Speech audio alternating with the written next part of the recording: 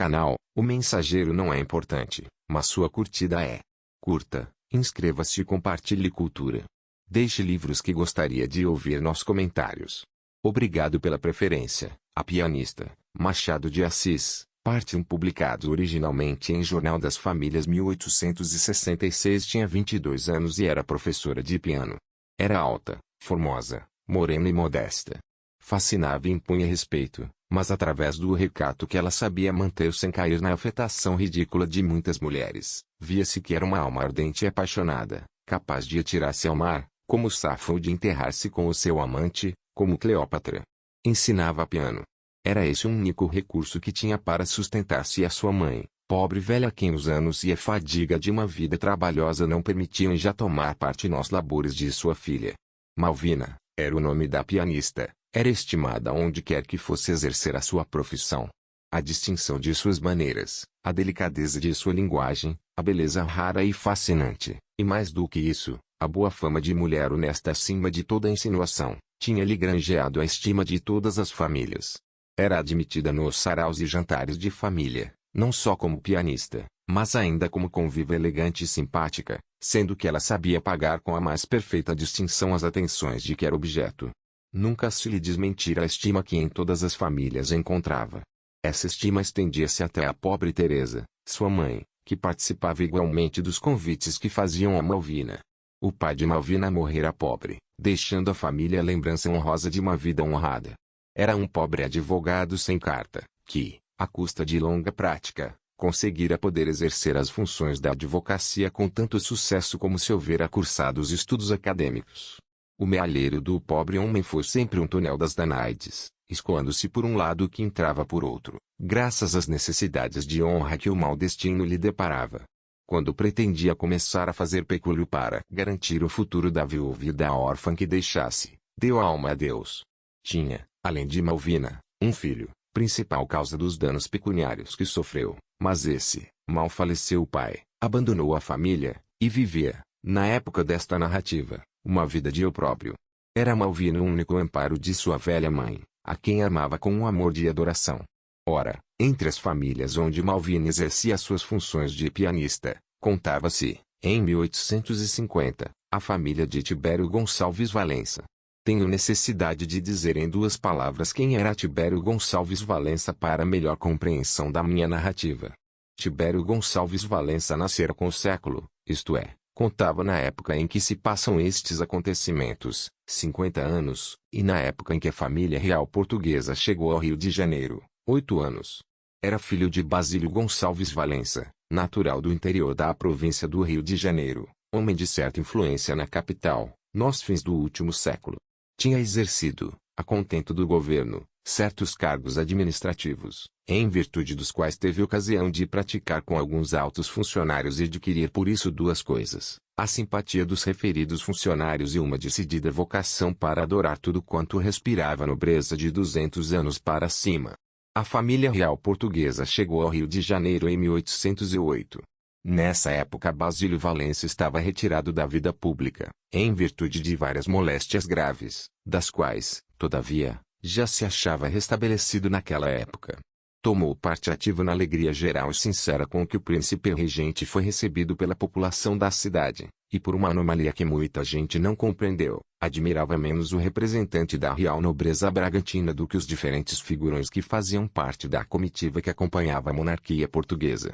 Tinha queda especial para os estudos nobiliários, dispunha de uma memória prodigiosa e era capaz de repetir sem vacilar todos os graus de ascendência fidalga deste ou daquele solar. Quando a ascendência se perdia na noite dos tempos, Basílio Valença parava a narração e dizia com entusiasmo que dali só para onde Deus sabia. E este entusiasmo era tão espontâneo, e esta admiração tão sincera, que uma vez julgou dever romper as relações de amizade com um compadre só porque este lhe objetou que muito longe que fosse certa fidalguia nunca podia ir além de Adão e Eva. Darei uma prova da admiração de Basílio Valença pelas coisas fidalgas. Para alojar os nobres que acompanhavam o príncipe regente foi preciso, por ordem do intendente de polícia, que muitos moradores das boas casas as despejassem incontinenti. Basílio Valença nem esperou que esta ordem lhe fosse comunicada, mal soube das diligências policiais a que se procedia foi de moto próprio oferecer a sua casa, que era das melhores, e mudou-se para outra de muito menor valia e de mesquinho aspecto. E mais, muitos dos fidalgos alojados violentamente tarde deixaram as casas. E tarde satisfizeram os aluguéis respectivos. Basílio Valença não só impôs a condição de que não se lhe devolveria a casa enquanto fosse necessária, senão que declarou peremptoriamente não aceitar do fidalgo alojado mínimo real. Esta admiração que se traduziu por fatos era efetivamente sincera, e até morrer nunca Basílio deixou de ser o que sempre foi. Tibério Valença foi educado nestas tradições. O pai inspirou-lhe as mesmas ideias e as mesmas simpatias. Com elas cresceu, crescendo-lhes entretanto outras ideias que o andar do tempo lhe foi inspirando. Imaginou que a longa e tradicional afeição de sua família pelas famílias afidalgadas dava-lhe um direito de penetrar no círculo fechado dos velhos brasões, e nesse sentido tratou de educar os filhos e avisar o mundo. Tibério Valença não era lógico neste procedimento. Se não queria admitir em sua família um indivíduo que na sua opinião estava abaixo dela, como pretendia entrar nas famílias nobres de que ele se achava evidentemente muito mais baixo? Isto, que saltava aos olhos de qualquer, não era compreendido por Tibério Valença, a quem a vaidade de ver misturar o sangue vermelho das suas veias com o sangue azul das veias fidalgas era para ele um único e exclusivo cuidado. Finalmente o tempo trouxe as necessárias modificações às pretensões nobiliárias de Tibério Valença, e em 1850 já não exigia uma linha de avós puros e incontestáveis, exigia simplesmente uma fortuna regular. Eu não me atrevo a dizer o que penso destas preocupações de um homem que a natureza fizera pai. Indico-as simplesmente. E acrescento que Tibério Valença cuidava destes arranjos dos filhos como cuidava do arranjo de umas fábricas que possuía. Eram para ele a mesma operação. Ora, apesar de toda a vigilância, o filho de Tibério Valença, Tomás Valença, não comungou com as ideias do pai, nem assinou os seus projetos secretos. Era moço, recebia a influência de outras ideias e de outros tempos, e podia recebê-la em virtude da liberdade plena que gozava e da companhia que escolheu. Elisa Valença, sua irmã, não estava, talvez, no mesmo caso, e muitas vezes teve de comprimir os impulsos do coração para não contrariar as ideias acanhadas que Tibério Valença lhe introduzira na cabeça. Mas fossem ambos com as suas ideias ou não fossem absolutamente, era o que Tibério Valença não cuidava de saber.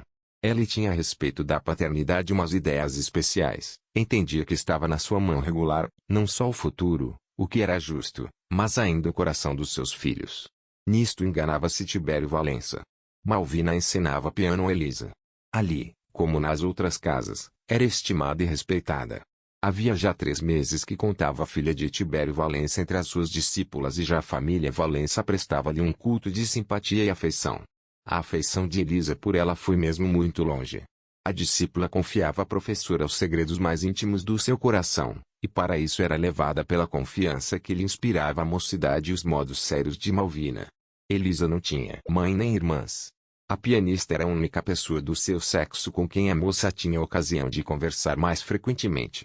Assistia às lições de piano o filho de Tibério Valença. Da conversa ao namoro, do namoro ao amor decidido não mediou muito tempo. Um dia Tomás levantou-se da cama com a convicção de que amava Malvina. A beleza, a castidade da moça obravam este milagre. Malvina, que até então se conservara isenta de paixões, não pôde resistir a esta. Amou perdidamente o rapaz. Elisa entrava no amor de ambos como confidente. Estimava o irmão, estimava a professora, e essa estima dupla fez esquecer-lhe por algum tempo os preconceitos inspirados por seu pai. Mas o amor tem o grande inconveniente de não guardar a discrição necessária para que os estranhos não percebam. Quando 2 olhares andam a falar entre si todo o mundo fica aniquilado para os olhos que os desferem, parece-lhes que têm o direito e a necessidade de viverem de si por si. Ora, um dia em que Tibério Valença voltou mais cedo, e a pianista demorou a lição até mais tarde, foi obrigado o sisudo pai a assistir aos progressos de sua filha. Tentado pelo que ouviu Elisa tocar, exigiu mais, e mais, e mais, até que veio notícia de que o jantar estava na mesa. Tibério Valença convidou a moça a jantar, e esta aceitou. Foi para o fim do jantar que Tibério Valença descobriu os olhares menos indiferentes que se trocavam entre Malvina e Tomás. Apanhando um olhar por acaso não deixou de prestar atenção mais séria aos outros, e com tanta infelicidade para os 2 namorados, que desde então não perdeu um só. Quando se levantou da mesa era outro homem, ou antes era o mesmo homem, o verdadeiro Tibério, Tibério indignado e já desonrado só com os preliminares de um amor que existia. Despediu a moça com alguma civilidade, e retirando-se para o seu quarto, mandou chamar Tomás. Este acudiu pressuroso ao chamado do pai, sem cuidar, nem por sombras, do que se ia tratar. Sente-se, disse Tibério Valença. Tomás sentou-se. Possuo uma fortuna redonda que pretendo deixar aos meus 2 filhos, se eles forem dignos de mim e da minha fortuna. Tem um nome que, se não recomenda por uma linha ininterrompida de avós preclaros, todavia pertence a um homem que mereceu a confiança do rei dos tempos coloniais e foi tratado sempre com distinção pelos fidalgos do seu tempo. Tudo isto impõe aos meus filhos uma discrição e um respeito de si mesmo, única tábua de salvação da honra e da fortuna. Creio que me expliquei e me compreendeu. Tomás estava aturdido. As palavras do pai eram grego para ele. Olhou fixamente para Tibério Valença, e quando este com um gesto de patrício romano mandou embora, Tomás deixou escapar estas palavras em tom humilde e suplicante: explique-se, meu pai, não o compreendo. Não compreende? Não. Os olhos de Tibério Valença faiscavam. Parecia-lhe que tinha falado claro, não querendo sobretudo falar mais claro, e Tomás, sem procurar a oportunidade daquelas observações, perguntava-lhe o sentido das suas palavras, no tom da mais sincera surpresa. Era preciso dar a Tomás a explicação pedida. Tibério Valença continuou: as explicações que lhe tenho a dar são muito resumidas. Quem lhe deu o direito de me andar namorando a filha de um rábula? Não compreendo ainda, disse Tomás. Não compreende? Quem é a filha do rábula? É essa pianista, cuja modéstia todos são unânimes em celebrar, mas que eu descubro agora ser apenas uma rede que ela arma para apanhar um casamento rico. Tomás compreendeu enfim de que se tratava. Tudo estava descoberto. Não compreendeu nem como nem desde quando, mas compreendeu que o seu amor, tão cuidadosamente velado, já não era segredo. Todavia, ao lado da surpresa que lhe causaram as palavras do pai, sentiu um desgosto pela insinuação brutal de que vinha acompanhada a explicação, e, sem responder nada, levantou-se, curvou a cabeça e encaminhou-se para a porta. Tibério Valença fê-lo parar dizendo: então que é isso? Meu pai, retirava-se sem mais nem menos. Que me diz em resposta às minhas observações? Veja lá. Tô a pianista sem a fortuna, ou a fortuna sem a pianista, é escolher. Eu não ajuntei dinheiro nem o criei com tanto trabalho para realizar os projetos atrevidos de uma mulher de pouco mais ou menos, meu pai. Se o que me retivesse na casa paterna fosse simplesmente a fortuna, minha escolha estava feita. O amor de uma mulher honesta bastava-me para amparar minha vida. Eu saberei trabalhar por ela. Mas eu sei que acompanhando essa moça perco a afeição de meu pai, e prefiro perder a mulher a perder o pai, fico. Esta resposta de Tomás desconcertou Tibério Valença. O pobre homem passou a mão pela cabeça, fechou os olhos, franziu a testa, e depois de 2 minutos, disse, levantando-se: pois sim, de um ou de outro modo, estimo que fique. Poupo-lhe um arrependimento. E fez um gesto a Tomás para que saísse. Tomás saiu, de cabeça baixa, e dirigiu-se para o seu quarto, onde ficou encerrado até o dia seguinte.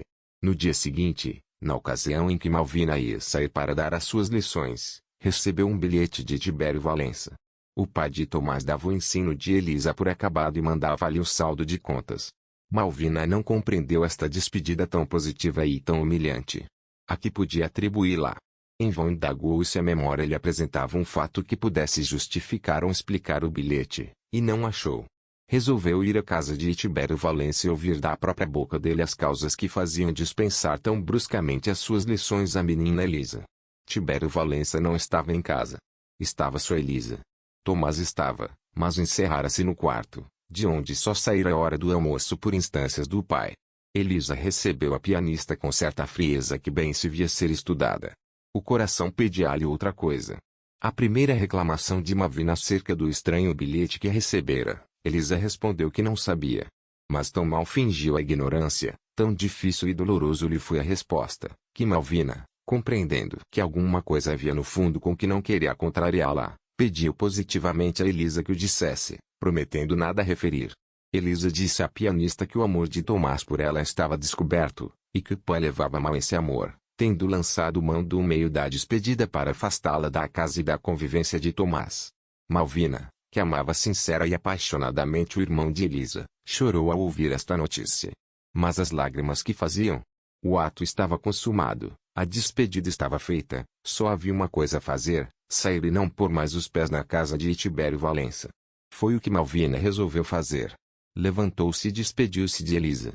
Esta, que, apesar de tudo, tinha um fundo de afeição pela pianista, perguntou-lhe se não ficava mal com ela. Mal por quê? Perguntou a pianista. Não, não fico. E saiu enxugando as lágrimas. Estava desfeita a situação que podia continuar a avassalar o coração de Tomás. O pai não parou, e procedeu, no ponto de vista em que se colocava, com uma lógica cruel. Tratou primeiramente de afastar o filho da corte por alguns meses, de maneira que a ação do tempo pudesse apagar no coração e na memória do rapaz o amor e a imagem de Malvina. É isto, dizia consigo Tibério Valença, não há outro meio. Longe esquece-lhe tudo. A tal pianista não é lá essas belezas que impressionem muito. O narrador protesta contra esta última reflexão de Tibério Valença, que, de certo, na idade que contava, já se esquecera dos predicados da beleza e dos milagres da simpatia que fazem amar as feias. E até quando as feias se fazem amar, é sempre doido e perdidamente, diz La Bruyère, porque foi de certo por filtros poderosos e vínculos desconhecidos que elas souberam atrair e prender. Tibério Valença não admitia a hipótese de amar a uma feia, nem de amar muito tempo uma bonita. Era desta negação que ele partia, como homem sensual e positivo que era. Resolveu, portanto, mandar o filho para fora, e comunicou-lhe o projeto 8 dias depois das cenas que acima narrei. Tomás recebeu a notícia com aparente indiferença. O pai armado de objeções para responder às que lhe dispensasse o rapaz, e ficou muito admirado quando este curvou-se submisso à ordem de partir. Entretanto aproveitou a ocasião para usar de alguma cordura e generosidade. Fazes gosto em ir? Perguntou-lhe. Faço, meu pai, foi a resposta de Tomás. Era a Bahia que devia ir o filho de Tibério. Desde o dia desta conferência Tomás mostrou-se mais e mais triste, sem todavia manifestar a ninguém com que sentimento receber a notícia de deixar o Rio de Janeiro. Tomás e Malvina só se tinham encontrado 2 vezes depois do dia em que esta foi despedida da casa de Tibério. A primeira foi à porta da casa dela. Tomás passava na ocasião em que Malvina ia entrar. Falaram-se. Não era preciso nenhum deles perguntar se sentiam saudades com a ausência e a separação. O ar de ambos dizia tudo. Tomás, às interrogações de Malvina, disse que passava ali sempre, e sempre via as janelas fechadas. Cuidou um dia que ela estivesse doente. Não estive doente, é preciso que nos esqueçamos um do outro. Se eu não puder, seja, eu. Interrompeu Tomás. É preciso, respondeu a pianista suspirando. Nunca, disse Tomás. A segunda vez que se viram foi em casa de um amigo cuja irmã recebia lições de Malvina. Estava lá o moço na ocasião em que a pianista entrou. Malvina pretextou doença, e disse que só para não ser esperada em vão tinha ido lá. Depois do que, retirou-se. Tomás resolveu ir despedir-se de Malvina. Seus esforços, porém, foram inúteis. Em casa sempre lhe diziam que ela tinha saído, e as janelas constantemente fechadas pareciam as portas do túmulo do amor dos dois. Na véspera de partir Tomás convenceu-se de que era impossível despedir-se da moça.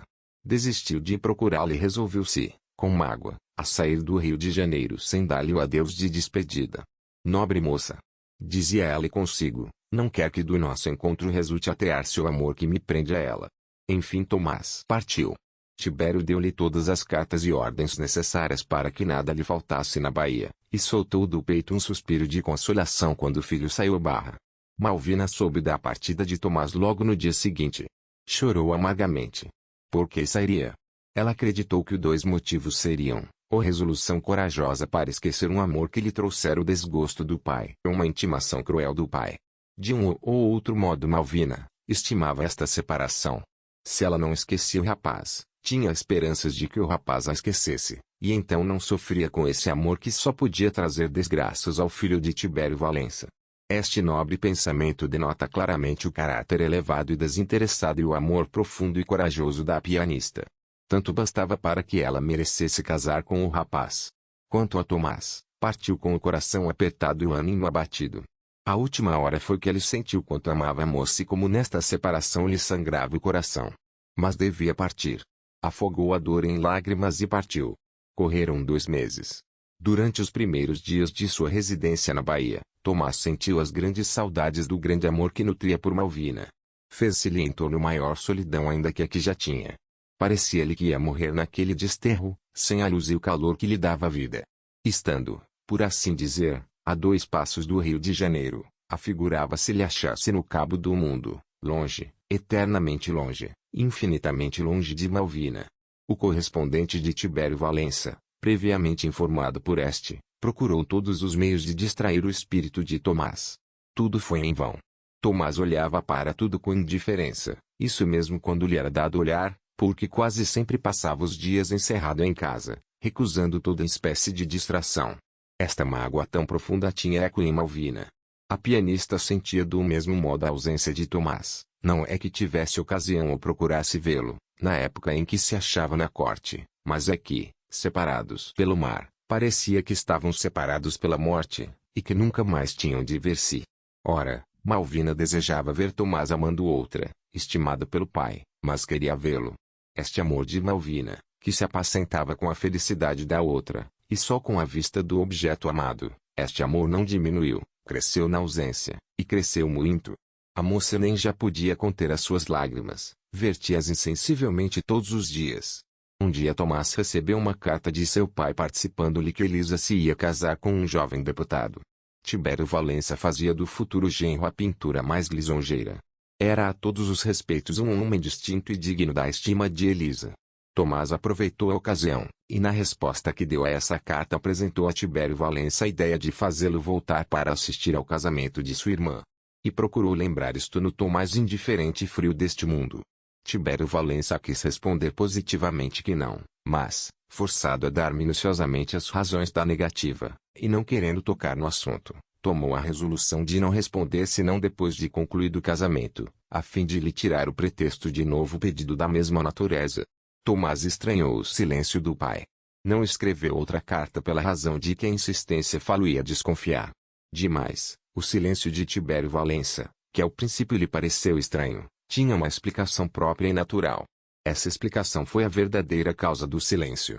Tomás compreendeu e calou-se. Mas, passados os 2 meses, nas vésperas do casamento de Elisa, apareceu Tomás no Rio de Janeiro. Saíra da Bahia inopinadamente, sem que o correspondente de Tibério Valença pudesse obstar. Chegando ao Rio de Janeiro foi o seu primeiro cuidado ir à casa de Malvina. Naturalmente não lhe podiam negar a entrada, visto não haver ordem neste sentido por saber se que ela estava na Bahia. Tomás, que dificilmente se pudera conter nas saudades que sentiu por Malvina, chegara ao estado de lhe ser impossível continuar ausente. Procurou iludir a vigilância do correspondente de seu pai, e na primeira ocasião pôs em execução o projeto concebido.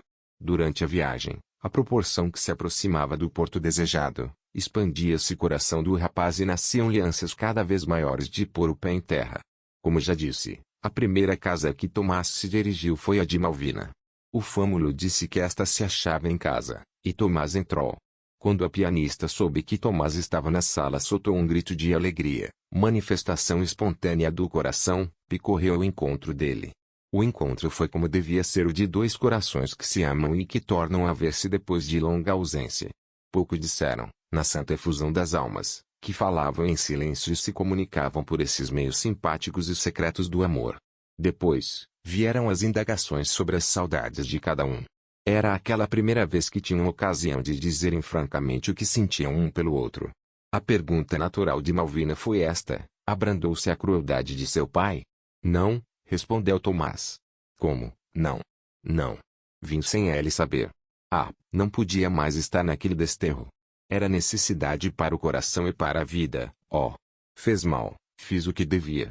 Mas, seu pai, meu pai ralhará comigo, mas paciência, acho-me disposto a afrontar tudo. Depois de consumado o fato, meu pai é sempre pai, e nos perdoará, ó. Nunca, como, nunca. Recusa ser minha mulher? Essa seria a minha felicidade, mas quisera sê-lo com honra. Que mais honra? Um casamento clandestino não nos ficaria bem. Se ambos fôssemos pobres ou ricos, sim, mas a desigualdade das nossas fortunas, ó. Não faças essa consideração. É essencial. Não, não digas isso. Há de ser minha mulher ante Deus e ante os homens. Que valem as fortunas neste caso? Uma coisa nos iguala, é a nobreza moral, é o amor que nos liga. Não entremos nessas miseráveis considerações do cálculo e do egoísmo. Sim. Isto é o fogo da paixão. Dirás sempre o mesmo. Oh. Sempre.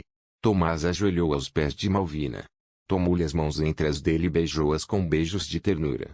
Teresa entrou na sala, justamente na ocasião em que Tomás se levantava. Uns minutos antes que fosse encontraria aquele quadro de amor. Malvina apresentou Tomás à sua mãe. Parece que Teresa já alguma coisa sabia dos amores da filha. Na conversa com Tomás deixou escapar palavras equívocas que deram lugar a que o filho de Tibério Valência expusesse à velha os seus projetos e os seus amores. As objeções da velha foram idênticas às da filha. Também ela via na situação esquerda do rapaz em relação ao pai uma razão de impossibilidade para o casamento. Desta primeira entrevista saiu Tomás, alegre por ver Malvina, triste pela singular oposição de Malvina e de Teresa.